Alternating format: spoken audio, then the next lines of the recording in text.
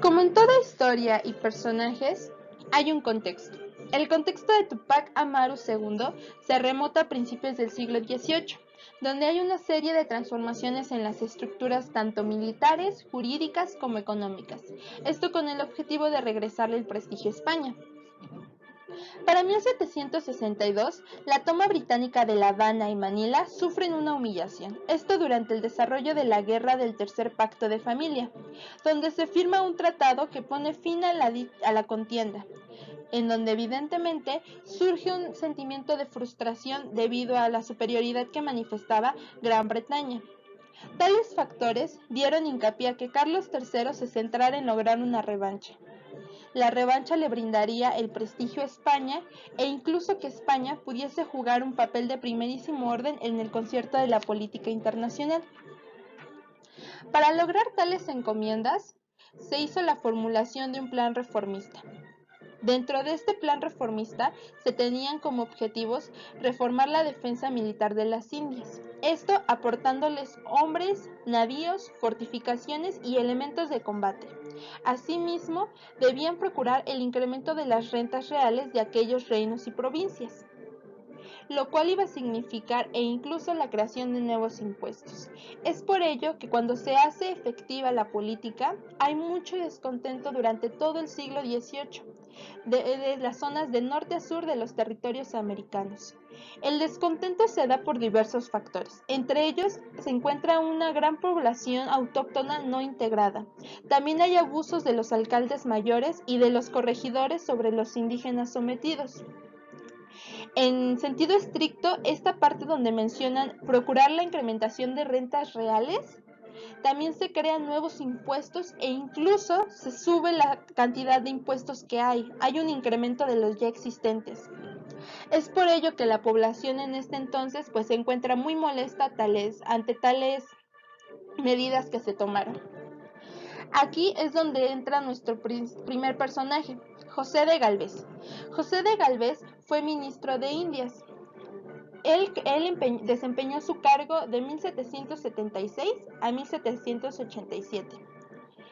De hecho, a solo un año después de tomar su posesión en el puesto, José de Galvez ordena a José de Arreche, fiscal de la Audiencia de México, que se desplazase al Virreinato de Perú para realizar allí una visita general.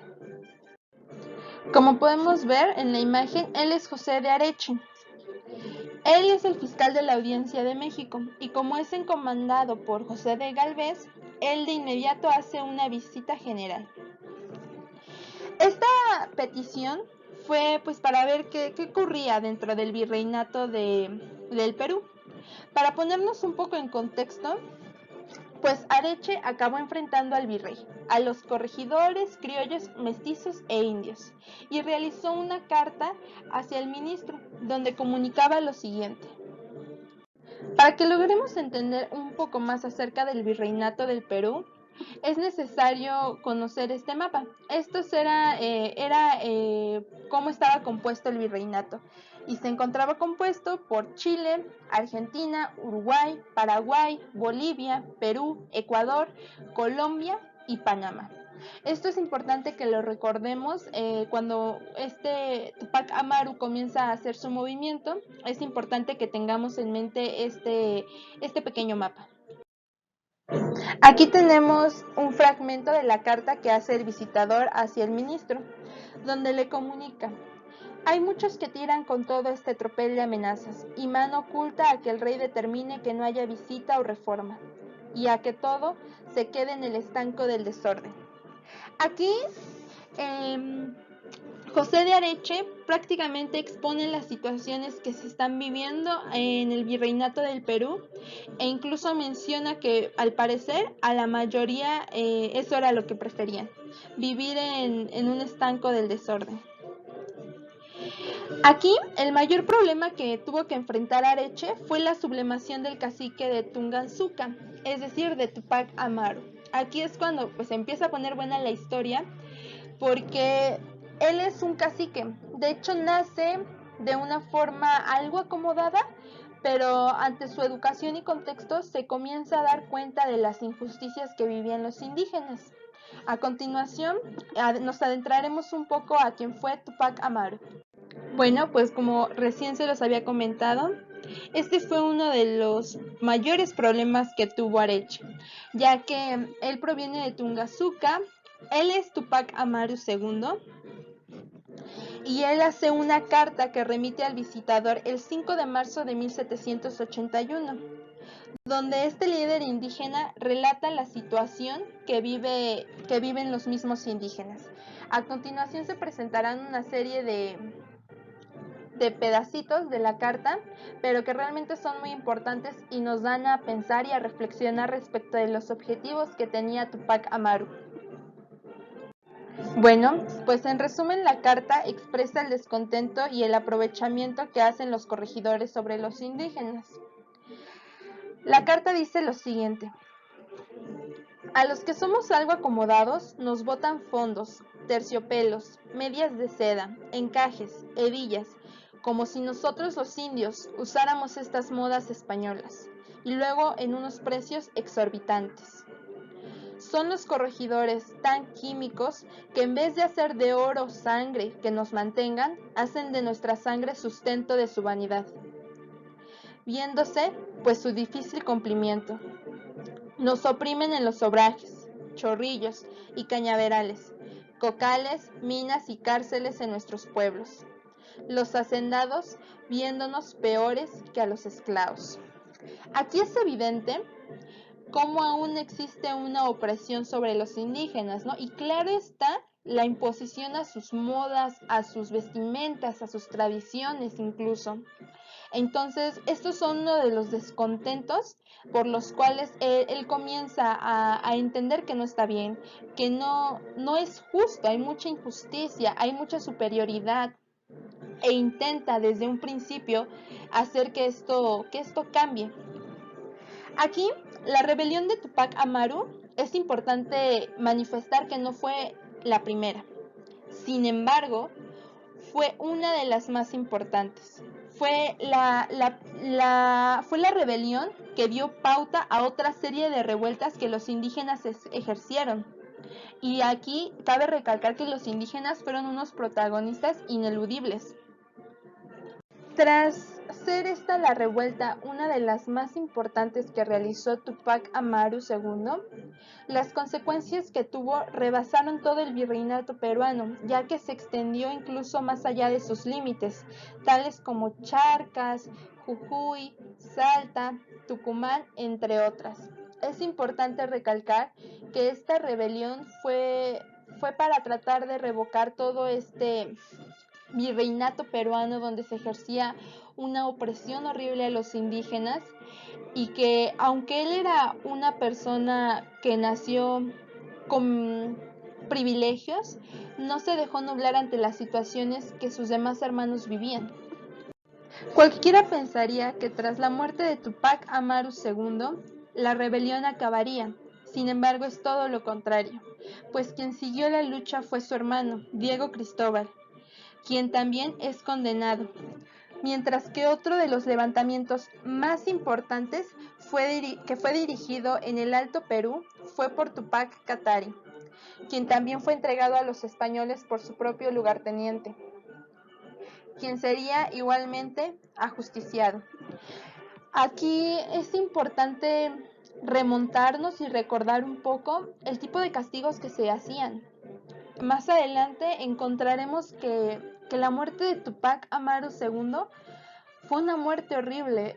Estuvo acompañada de mucha injusticia, donde se aplicaban castigos horribles, y no solo a él.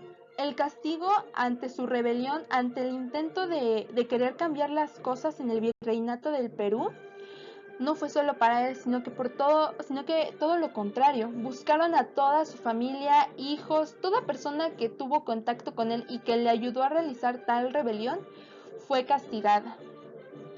A todo esto es importante preguntarnos quién fue Tupac Amaru. Bueno, Tupac Amaru, su nombre era José Gabriel Condorcanqui. Él fue más conocido por el nombre anterior, es decir, por Tupac Amaru II. Nació en Surimana, en la provincia de Tinta, Perú, el 10 de marzo de 1738, y ante el movimiento social que dirigió, muere ajusticiado en Cusco el 18 de mayo de 1781. Él se declara descendiente por línea materna del último de los incas, es decir, de Tupac Amaru I. Esto debido a Juana Pilcohuaco, quien se había casado con Diego Felipe Condorcanqui, el cacique de Surimana, lo cual lo unía por medio de este enlace en el tatarabuelo de Tupac Amaru II.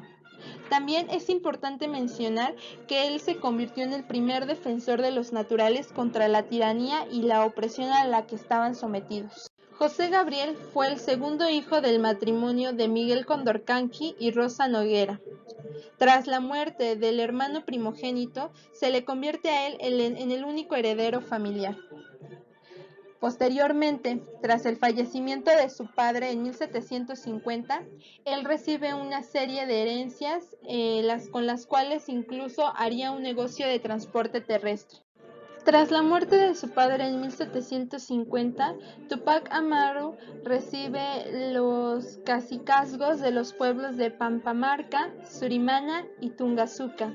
También recibe diversos bienes materiales tales como casas, tierras y una cantidad de bestias de carga. Específicamente recibe 350 mulas, con las cuales desarrollaría un importante negocio de transporte terrestre. También se ganó el derecho a ostentar su condición de único descendiente del legítimo del Inca. Antes del levantamiento que realiza José Gabriel, se había dirigido a la audiencia de Lima en solicitud del reconocimiento de su real genealogía. También se le consideraba jefe natural de los pueblos aborígenes.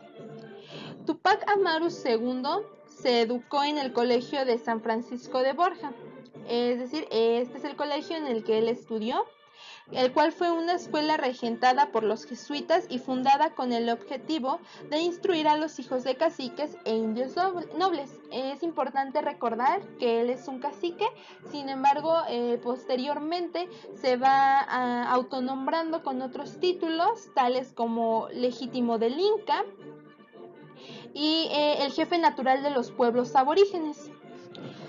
Él también fue un hombre de una inteligencia muy despierta, ya que el contexto en el que vivió, las situaciones que pasó, no le nublaron la vista. ¿A qué voy con esto?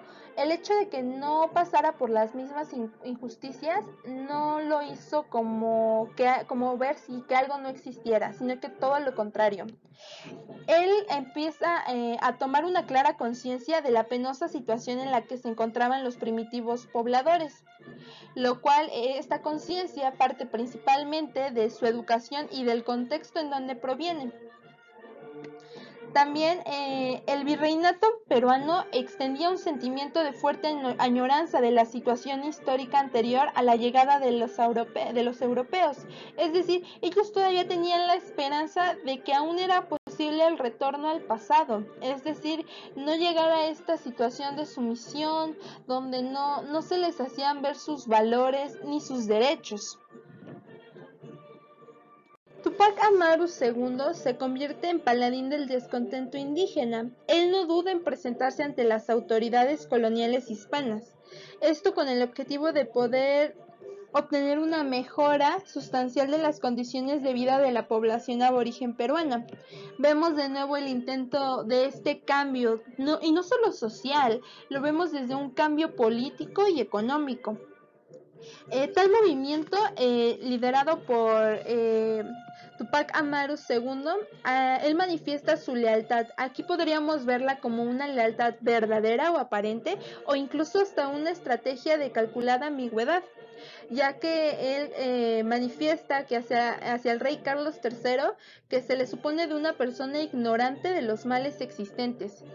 Pero por otra parte, se reprueba con contundencia la corrupción que ejercen tanto corregidores como funcionarios reales. Aquí Tupac Amaru II se mantiene la fidelidad a la religión católica y no hace ostentación pública de pretensiones independentistas.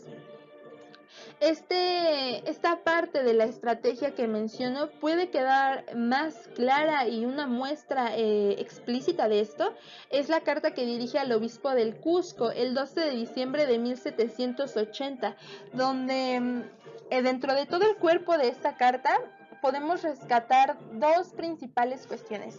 La primera es que Tupac Amaru II menciona que se le debe de entregar de forma sumisa. Él lo exige que se le entregue de forma sumisa la ciudad para que no lo obliguen a ejercer fuerza y que no entre a sangre y fuego.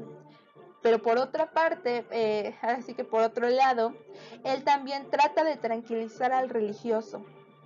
Quizá podríamos estar presentes ante una comunicación pasivo-agresiva. A continuación se leerán algunos fragmentos de dicha carta. Bueno, en la carta él expresa que aunque hoy se me note de traidor y rebelde, infiel y tirano a nuestro monarca Carlos, dará a conocer el tiempo que soy su vasallo, pues solo pretendo quitar tiranías del reino y que se observe la santa y católica ley, el perdón general de mi aparentada deserción del vasallaje que debo y el total abolimiento de las aduanas. Estas son algunas de las peticiones que realiza Tupac Amaru ante el obispo el 12 de diciembre de 1780. Como podemos ver, aquí de manera personal yo me atrevería a decir que en efecto sí es una estrategia, porque posteriormente ya cuando se le realiza el juicio se encuentran obispos, diferentes personas del virreinato del Perú y no hay ¿cómo decirlo? Esta piedad que se tenga de la Iglesia Católica ante Tupac Amaru. Y es claro, ¿no? No se va a tener esta piedad porque el mismo Tupac Amaru II fue quien intentó rebelarse ante dicha iglesia, ante dichos corregidores, ante el mismo virreinato del Perú, debido a todas estas circunstancias que vivían los aborígenes peruanos. Entonces, pues claramente aquí podríamos ver una parte clave y sustancial de lo que fue su rebelión. Bueno, a continuación aquí podemos ver quizá uno de los primeros actos y movimientos que se realizan en dicha rebelión por Tupac Amaru II. Les presento al corregidor Arriaga y bueno, en la imagen es el mismo corregidor Arriaga antes de que lo cuelguen. ¿Qué sucede aquí? ¿Por qué Tupac Amaru ordena el ajusticiamiento del corregidor Arriaga? Bueno, esto es muy importante y va enlazado con la primera carta que Tupac Amaru le envía al visitador Areche. Recordemos que en esa carta él explica que se les dan vestimentas innecesarias, que no son de los indígenas, que más bien son de españoles y que encima se tienen que comprar y son carísimas. O sea, son cosas que realmente la población indígena no necesita y que se les dan a la fuerza. Aquí Tupac Amaru II presencia este acto que hace el corregidor Arriaga con los indígenas e inmediatamente se molesta mucho. Y bueno, este acontecimiento es importante porque la rebelión comienza el 10 de noviembre de 1780 en la Plaza Mayor del pueblo de Tungazuca, justamente donde Tupac Amaru II ordena se capture al corregidor Arriaga. A partir de esta acción se desarrolla una primera fase de la rebelión caracterizada por los continuos éxitos de los revolucionarios. Esto es muy importante ya que incluso logran sitiar la ciudad del Cusco. Aunque no llegan a tomarla, sí logran sitiarla. La revuelta también dentro de este proceso logró encontrar una cierta comprensión y apoyo de determinados grupos criollos. Sin embargo, estos retiraron su apoyo ante el cariz que acabaron tomando los acontecimientos. Es decir, pues hay una gran parte de indígenas sublevados que se proclama tuparamista concediendo la libertad a los esclavos negros, a los efectos devastadores del conflicto sobre la economía. Aquí esto es muy importante porque cuando Tupac Amaru comienza a realizar esta serie de acciones, e incluso hay una película, en la película se muestra esta parte, cómo van todos estos grupos indígenas, van junto con él como soldados y van liberando a todas las personas que se encuentran en minas, que se encuentran trabajando injustamente, los sacan, van a las cárceles, sacan a los negros, o sea, sacan a toda la gente que ha sido justiciada de una forma injusta. Y repito, este es un acto importante debido a que es para mí el primer golpe que recibe el virreinato del Perú por parte de Tupac Amaru II, que es la muerte del corregidor Arriaga. De hecho, hay una parte en donde explican que los españoles están indignados, no superan que haya muerto el corregidor Arriaga. Bueno, pues aquí a continuación podemos apreciar, él es Tupac Amaru II, ella es su esposa y ella es la persona, podríamos decir, la que se encarga de su casa, de lavar, todas este tipo de actividades. Su esposa se llama Micaela Bastidas. Más adelante hablaremos de ella porque tiene un gran impacto dentro de la rebelión que hace Tupac Amaru II. A raíz de toda esta serie de acontecimientos ya antes mencionados, es evidente que el virreinato no se iba a quedar de brazos cruzados, no iba a decir, ay, pues qué chido, ¿no? Vamos a dejar que siga avanzando, sino que todo lo contrario. Se realizó un envío de un fuerte contingente militar virreinal. Hablamos de un contingente de alrededor de 17,000 hombres, de los que 3/4 partes eran indígenas. Esto sin duda iba a cambiar el curso de los hechos, ya que Tupac Amaru y sus hombres son derrotados. Esto se da su pérdida, podríamos llamarlo así, son derrotados en la batalla de Tinta. Aquí se capturan a los principales cabecillas revolucionarios, es decir, también se realiza un juicio.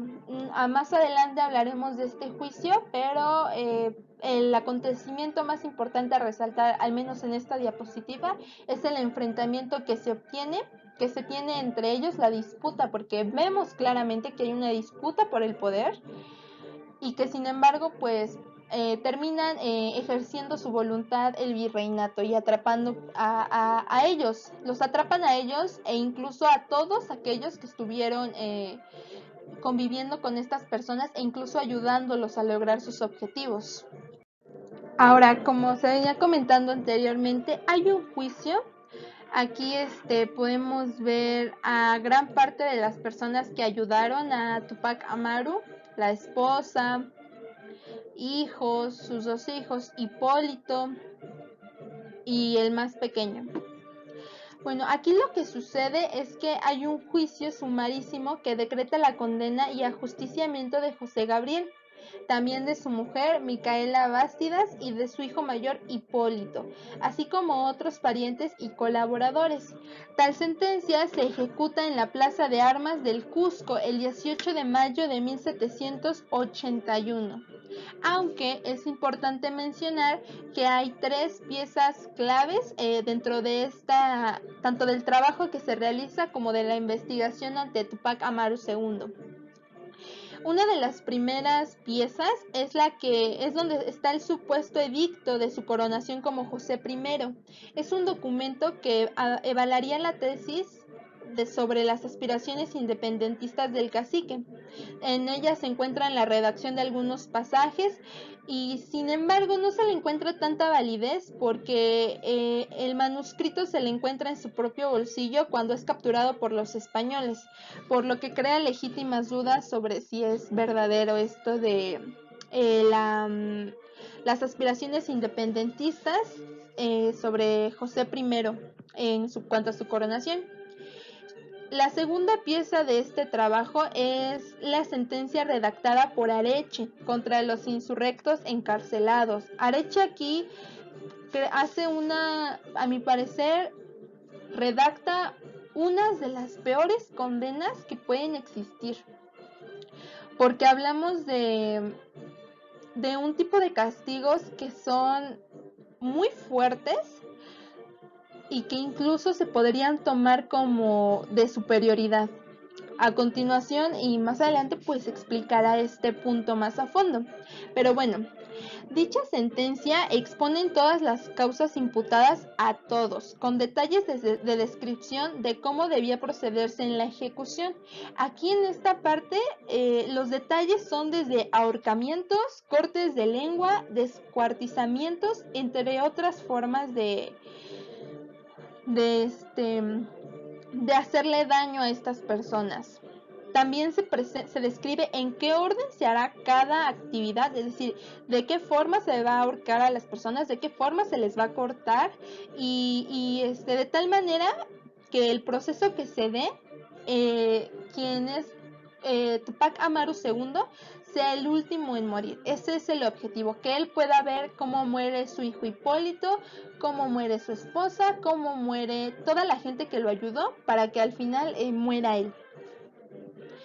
Aquí se expone que el escrito de Areche destila un penoso desprecio hacia los indígenas, y es más que claro, él redacta este tipo de, ¿cómo poder llamarlo? Este tipo de castigos crueles por el desprecio que le tenía a los indígenas, por el desprecio de hasta dónde pudieron llegar y todo lo que pudieron hacer al ser unos protagonistas de la rebelión.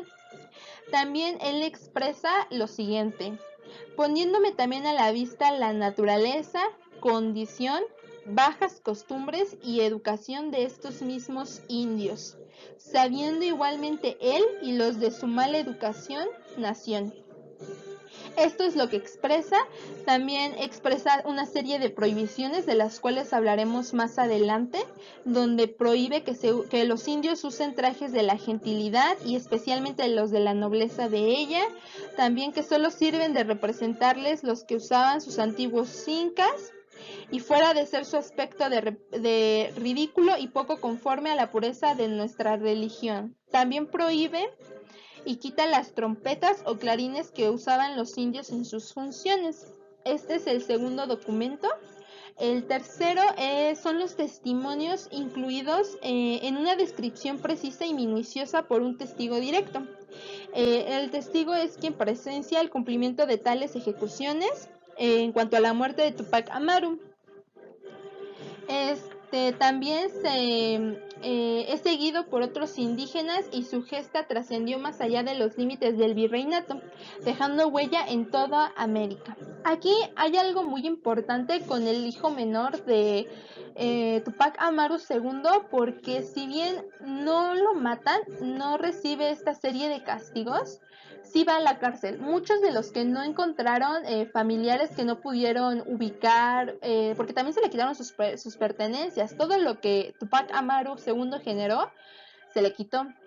Pero estas personas en específico que no se lograron encontrar fueron encarceladas, y después me parece él fue el único que sobrevivió, y posteriormente escribe las anécdotas bueno, no anécdotas porque no son anécdotas, pero escribe las atrocidades que sufrió su familia ante el virreinato del Perú. Ella es Micaela Bastidas, era la esposa de Tupac Amaru II. Micaela Bastidas tiene un impacto muy importante en la rebelión de Tupac Amaru, porque Micaela Bastidas fue incluso la principal consejera del Inca, es decir, de su esposo, y también fue principal colaboradora. Todas las personas, en cuanto a familiares, allegados que estuvieron dentro de esta rebelión apoyando a Tupac Amaru y que posteriormente, por el juicio que hacen en el virreinato del Perú, son ajusticiadas, tuvieron un gran impacto, ya que siempre apoyaron las decisiones que tomaba Tupac Amaru. También Micaela Bástida tuvo a su cargo la organización de la retaguardia rebelde. Aquí se muestran a toda la serie de mujeres que encaminaban también esta revuelta, esta rebelión, porque también hay la presencia de mujeres dentro de ella y cómo ella los organiza. Se podría decir que es la principal o la segunda en mando después de este Tupac Amaru II. De ahí recae su importancia. A continuación vamos a hablar acerca de lo que representa Tupac Amaru II. Si bien Tupac Amaru II fue una persona que luchó, que estuvo ahí en la rebelión para proteger a sus indígenas, hoy en día es un signo de libertad, de lucha contra la opresión y la injusticia de cualquier signo, sin importar raza, color, género, posición social. Es un sinónimo de rechazo ante toda explotación del individuo. Y esto, bueno, quizás hasta en conmemoración, Pablo Neruda le realiza unas estrofas en su canto, en el título de En su canto general, esto como homenaje. Posteriormente, quizá terminando la clase, podríamos leer esta serie de estrofas. Aquí tenemos una serie de documentos que se expresan en el texto y vamos a partir por el primero de ellos. El primero se tiene como Edicto de Conmemoración de Tupac Amaru. Aquí Tupac Amaru II expresa lo siguiente: me han tenido usurpada la corona y dominio de mis gentes cerca de 3 siglos, pensionándose de los vasallos con insoportables gabelas, tributos, sisas, lanzas, aduanas, acabalás, estancos, catastros, diezmos, quintos, virreyes, audiencias, corregidores y demás ministros, todos iguales en la tiranía, vendiendo la justicia en almoneda con los escribanos de esa fe, a quien más puja y quien más da. Aquí Tupac Amaru lo que pedía era se reitere y se publique la jura hecha de su real coronación en todas las ciudades, también que se le diera parte con toda brevedad de los vasallos prontos y fieles para el premio igual. Iba a premiar a aquellos que le fueran fiel y bueno, también y a los que se le rebelaran iba a hacer con la pena que les competa, remitiéndose la jura hecha con la razón de cuanto conduzca. Aquí lo que él pedía era su coronación como inca, un inca legítimo, y que también él pedía que en el nombre de Dios Todopoderoso se ordenara y se mandara que ninguna de las personas dichas anteriormente, en cuanto a corregidores, ministros, etcétera, se les pagara ni se les obedeciera en los ministros europeos intrusos. También que solo se le debiera respeto al sacerdocio, pagándoles tributo, el quinto a su rey y señor natural. Y esto con moderación que se hará saber con las demás leyes que se han de observar y guardar. Aquí estamos en presencia quizá de un nuevo orden que quería imponer Tupac Amaru II, donde también está esta parte, si nos podemos dar cuenta, a lo mejor ya hasta se desvía un poco de su objetivo. ¿Por qué? Porque Tupac Amaru II, en sus últimas líneas, en cuanto a su coronación, él dice, ¿no? O sea, tráiganme a los que me son fiel, para darles el premio por su fidelidad. Y a quienes son infieles, a quienes se rebelen, pagarán una pena. Entonces, sabemos incluso un poco de superioridad de su parte a raíz de todo lo que ha vivido, ¿no? De todo lo que han vivido los indígenas y que no va a permitir que se haga incluso una rebelión en su contra, ¿no? Que no se realice una acción que sea sujeta en contra de lo que buscan los indígenas. Podríamos incluso ver esto en tela de juicio realmente, porque en el juicio expresan que Tupac Amaru II lo pintan como que quería crearse como un semidios, como otro dios para venerarlo, para ejercerle tributo. Sin embargo, no sé qué piensen ustedes, yo realmente no creo que haya sido así.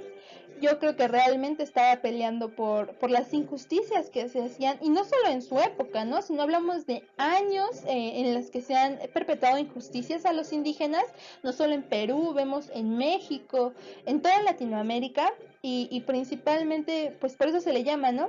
El título lo tiene, es Tupac Amaru II, Sol Vencido, el primer precursor de la emancipación. ¿Será esta parte, este proceso, una conformación de su emancipación? Aquí estamos en presencia del segundo documento, que lleva por nombre Sentencia pronunciada en el Cusco por el visitador José Antonio de Areche contra José Gabriel Tupac Amaru, su mujer, hijos y demás reos principales de la sublevación. Aquí se explica de un fallo en donde atenta su mérito, ya que Tupac Amaru II intentó escapar del calabozo 2 veces y se le hace su sentencia para la más pronta tranquilidad de las personas, incluso de los sublevados por él, ya que una de las circunstancias que explica este Areche, el visitador, es que lo matan para que sus ideas no sean expandidas hacia todos los indios. Y aquí vemos esta acción de opresión hacia José Tupac Amaru, porque él prácticamente lo que dice Areche es esto: hay que matarlo para que sus ideas no se expandan a los indios, hay que matarlo para que no haya otra rebelión, hay que matarlo para que los indios no tengan voz, hay que matarlo como muestra del poder que nosotros como virreinato del Perú tenemos, y para que ninguna otra persona, ningún otro indio se atreva a hacer lo que él hizo. También pues vemos claramente, de hecho incluso en la película se expresa cuando Tupac Amaru II le dice a uno de los obispos: no es posible que hoy en día siga la esclavitud. Y es que ellos están como en una plaza y justo ubican esos vendedores que hay en las plazas, pues allá en ese entonces vendían a las personas, muestran a personas negras, indios negros, y desnudos, a una mujer desnuda y a un niño, y los venden para la casa. Dicen algo así: para la casa, para limpiar, el niño está perfecto, en buenas condiciones, puede trabajar, esta muchacha también, le sirve para eso, para aquello y el otro. ¿Cuánto dan? ¿Cuánto quieren? ¿Cuánto dan? ¿Cuánto dan? Entonces este tipo de situaciones le indignan mucho a Tupac Amaru II, que las personas, los indígenas, los negros, sean vistos como mercancía, como objetos para el servicio de la casa. Y es ahí cuando un obispo le dice: pues es que sin esclavitud no hay reinato, sin esclavitud no hay corona. Entonces yo creo que esta es una de las partes que más nos deja que pensar respecto a lo que se hacía. Y sin antes acabar esta parte, voy a leerles la condena que recibe Tupac Amaru.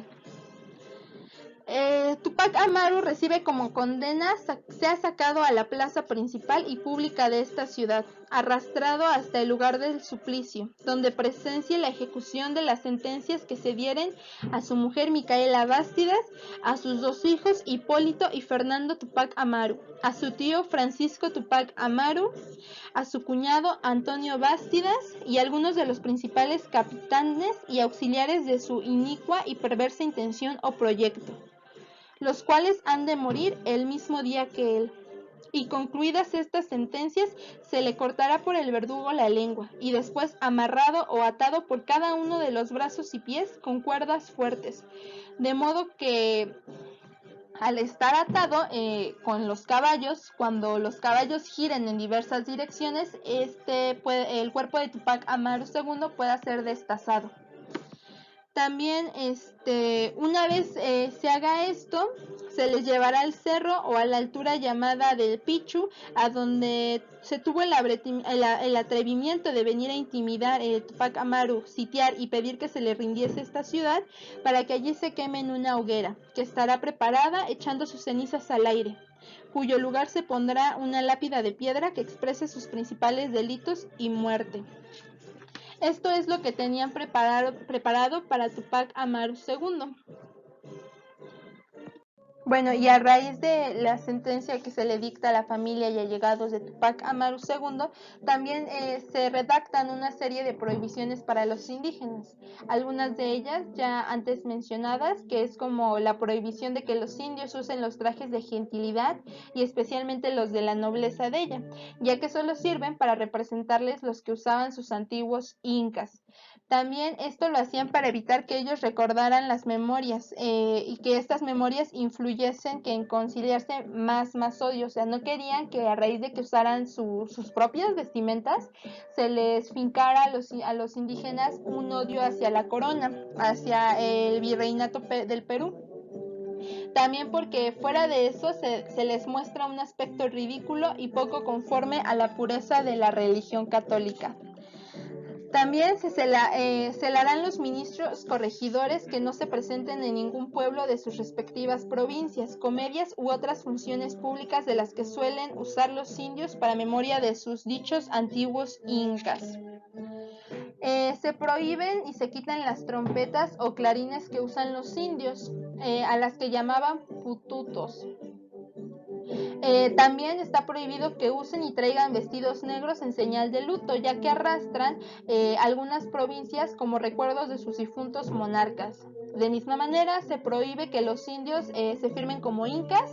También está para que estos indios, una vez hechas todas estas prohibiciones, para que los indios lograran despegarse del odio que se habían engendrado contra los españoles y que se siguieran las señales de las leyes y las costumbres españolas y se hablase la lengua castellana únicamente, se iba a introducir con más vigor hasta que se diera por hecho que cumplían con todos los requisitos anteriores en sus escuelas. Esto se iba a hacer bajo las penas más rigurosas y justas contra aquellos que no quisieran pues obedecer las peticiones que hacía el virreinato del Perú. También también queda prohibido el obsequio de dichas cautelas, la fábrica de cañones de toda especie, bajo la pena a fabricantes nobles de 10 años de presidio en cualesquiera, ya sea de África, siendo plebeyo a 200 azotes.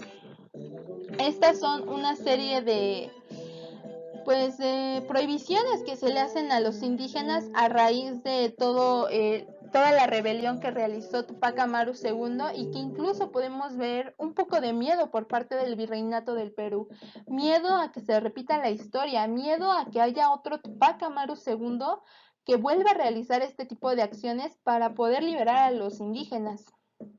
Cabe resaltar que dentro de su castigo también hay como indicios de superioridad, puesto que cada una de sus partes es destinada a cada pueblo en el que él estuvo. Más adelante hablaremos de ello, porque también se dio y se pronunció una sentencia al ilustre José Antonio de Areche, caballero de la Real y Distinguida Orden Española de Carlos III. También obviamente una sentencia hacia él. Y no se sabe, bueno, hasta ahorita no se sabe qué tipo de sentencia tuvo, pero también fue castigado. Bueno, tenemos aquí el último documento, es castigos ejecutados en la ciudad del Cusco con Tupac Amaru, su mujer, hijos y confidentes. Sus castigos son cumplidos el 18 de mayo de 1718 en la ciudad de Cusco. El castigo que se le da a Tupac Amaru II es ser el último, observar la muerte de todos sus allegados y familiares, y bueno, aquí como podemos ver en la imagen, es amarrado a 4 caballos cada extremidad y cada caballo va en una cierta dirección contraria hasta intentar destazarlo. Antes de realizarle este proceso se le corta la lengua para que no grite y bueno, no lo logran, así que el visitador Areche lo que hace es ordena cortarle la cabeza. Una vez que le cortan la cabeza, cada una de sus partes pues las cortan y cada una se envía a los diversos pueblos en donde estuvo. Esto como señal para pues hacerles ver, ¿no?, de lo que puede suceder cuando hacen este tipo de acciones, para que no olviden lo que pasó con Tupac Amaru. Su hijo Hipólito también se les corta la lengua, son ahorcados. Su esposa es la que se supone que iba a morir ahorcada, o sea, le iban a destazar el cuello, pero como era muy delgado y no podían, obviamente primero le cortaron la lengua, pero como era su cuello era muy delgado y no pudieron destazarlo, los verdugos empezaron a golpearla en el vientre hasta matarla. Todas estas atrocidades fueron en presencia de su hijo, del más pequeño, el cual fue enviado a la cárcel y posteriormente fue el único que salió y pudo redactar las atrocidades que vivió su familia en el virreinato del Perú. También es importante recalcarles que aquí podemos ver el odio que tenía Areche ante los indígenas, porque él fue quien propuso esta serie de castigos, esta serie de ejecuciones, y las cuales solo lo llevaron a hacer más evidente el odio que tenía hacia ellos, la repulsión que les tenía. Aquí me gustaría brindar una reflexión y que ustedes estuvieran dispuestos a participar e intentar brindar la suya, ya que en el texto se explica que un importante número de historiadores consideran que este hecho es uno de los más importantes y de los más grandes precursores de la independencia hispanoamericana, y de ahí recae la trascendencia histórica que tiene Tupac Amaru II y su rebelión ante el virreinato del Perú. Sin embargo, hay una disputa, ya que algunos grupos de profesores se refieren a que la revuelta es únicamente una más de las muchas protestas antirreformistas que acontecieron a lo largo del siglo XVIII. Aquí valdría la pena ponernos a reflexionar si realmente, como el título lo menciona, es el primer precursor de la emancipación. De forma personal, yo creo que sí, fue uno de los primeros, y como se menciona, expandió estas ideas, su lucha se escuchó en todos lados, y es algo con lo cual nosotros tendríamos mucho que reflexionar acerca de que no solo le pasa a México, no solo esta serie de circunstancias se viven en México, sino que por el contrario, España se creía muy superior a muchas personas, a muchas etnias, y que llegaban a cometer este tipo de casos tan atroces. Y bueno, esto ha sido todo por mi parte. Espero hayan disfrutado la presentación tanto como yo disfruté explicarla, disfruté realizarla, y espero les haya servido. Gracias por su atención.